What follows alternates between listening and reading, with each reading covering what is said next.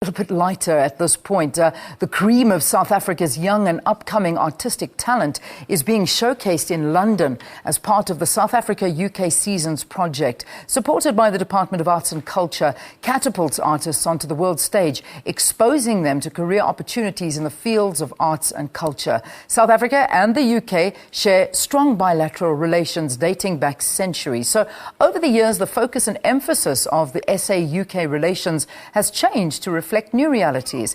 The cultural relationship between the two countries is now being explored. Let's cross to our reporter, Janine Lee, who is in London covering the Seasons project. Janine, another very good morning to you.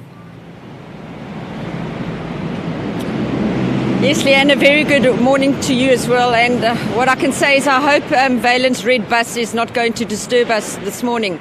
But Leanne, as you alluded to, the SA-UK Seasons project, supported by the Department of Arts and Culture, underway here in the UK. It's been very successful. Just to give you an idea, over 250 artists have been exposed to the project, and they've been seen and exposed to over 300,000 people. So extremely successful UK Seasons project, building on the one that happened in France 2 or 3 years ago.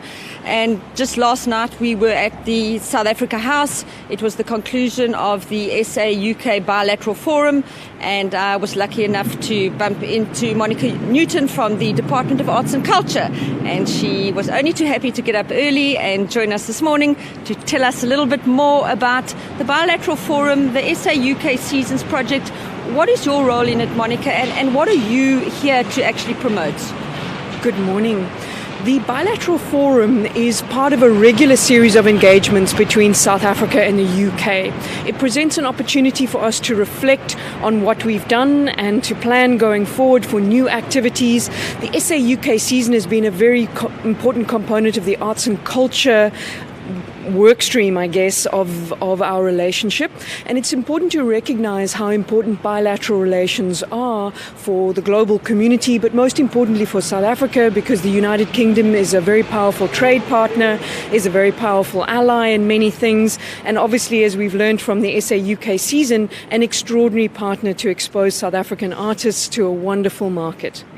Monica, what are some of the challenges that the department faces when trying to get these young people and established artists onto the international stage and perhaps kickstart their careers? One of the most critical issues is access. How do you know where to go and what platforms to use? And the seasons are providing a very powerful opportunity for us to identify those platforms, to try those platforms in the context of a much bigger machine that has a marketing budget, that has a major UK drive and South African drive behind it. And so now the big issue for us is, what is the legacy from the seasons going forward? The Department of Arts and Culture will be working very closely with our UK counterparts over the next couple of years to make sure that the foundations of the UK season continue to create opportunity for South African artists, both locally and abroad.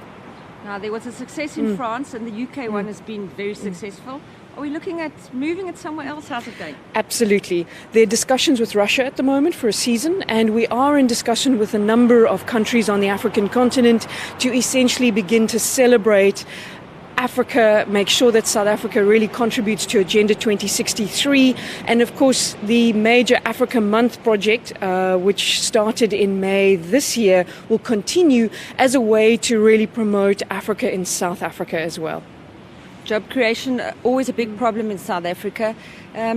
Could this be something that can maybe, create jobs for South Africans? Absolutely. It may not be immediate, but I have no doubt that the more markets we create for South African artists, the more work we are able to export, the more talent we're able to have in the global community, jobs will follow. The concept of the whole thing, how has it been received, Monica, from other countries when you go in cold and say, this is what we want to do? How do they take to it initially? In essence, hugely positively, because I think that one of the most important things about a season is its reciprocity. It doesn't only benefit one country. So the Department of Arts and Culture, in collaboration with the British Council, is hosting the season because it serves both our purposes, because it contributes to both of our cultural agendas, both of our trade agendas, and of course both of our political agendas as well. So the most important thing about any season is that it is a collaboration. It's not a one-sided affair. Now, I know it's been all work and no play for you, and I've had a chance to see some of the things that are on offer. Have you had time to see any of our homegrown talent? I was lucky enough to see Ubu and the Truth Commission, which is an extraordinary piece that has real resonance even in South Africa today. The Handspring Puppet Company has become so famous with Warhorse, but it's so important to see the earlier work. And of course, any work that speaks to South Africa's political history is a way for us to reflect, to tell the world our story, and also just for ourselves to sit and think about how far we've come since 1994.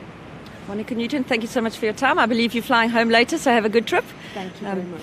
That was Monica Newton from the Department of Arts and Culture, the supporting leg for the SA UK Seasons project underway here in London. Leanne, we'll be chatting to you a little bit later. I'm quite excited. We're going to get one of our homegrown talent, our guys from New Brighton in Port Elizabeth. He's going to join us later when we chat to you again. But for now, it's back to you in Johannesburg.